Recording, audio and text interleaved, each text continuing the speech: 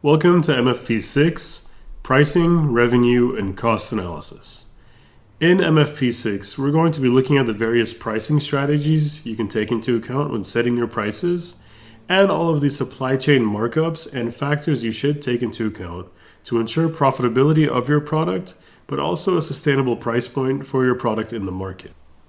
So first, let's look at some pricing strategies for what certain companies in the market are already deploying and what you can use to take into account when setting your own pricing.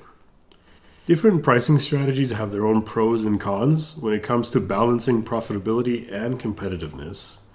But it's important to note that you don't have to only use one pricing strategy for your whole company. Certain pricing strategies may be better for certain products, but you can use them across your product offering. For example, looking at certain ones with a cost-based pricing against value-based pricing. So let's get into them really quick. Different strategies I would suggest to look at when it comes to pricing strategies would first be cost plus pricing. Cost plus pricing is a price based on the price of production and a profit margin that you want to gain from that product. It has its own pros and cons, especially that it's easy to calculate, but it may not reflect the customer value perception and what customers are actually willing to pay for that product. The next pricing strategy to look at would be value-based pricing, which would be pricing a product on the perceived value that the customers are willing to pay. This aligns with the customer's willingness to pay, but it could be difficult to assess and calculate in the market. The third pricing strategy is competitive pricing, which is putting your price lower than your existing competition. This can generate sales and orders quickly, but it could also lead to lower profit margins, and it may not be sustainable in the long run. The next pricing strategy would be penetration pricing. That's a low introductory price to gain market share quickly. This can attract customers and get you that traction you need as a new business, but it may also result in lower profit margins and is not sustainable in the long run. The next pricing strategy would be skimming pricing.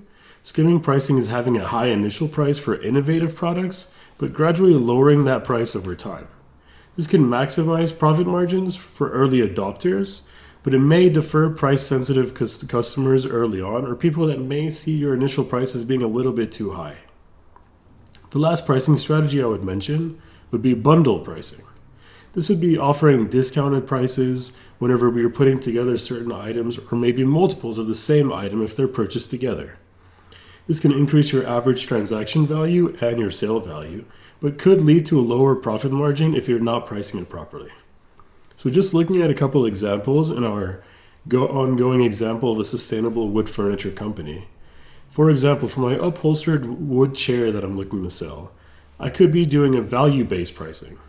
This is my flagship item. I don't have any true competition with this item, so I would look at the perceived value of what customers are willing to pay.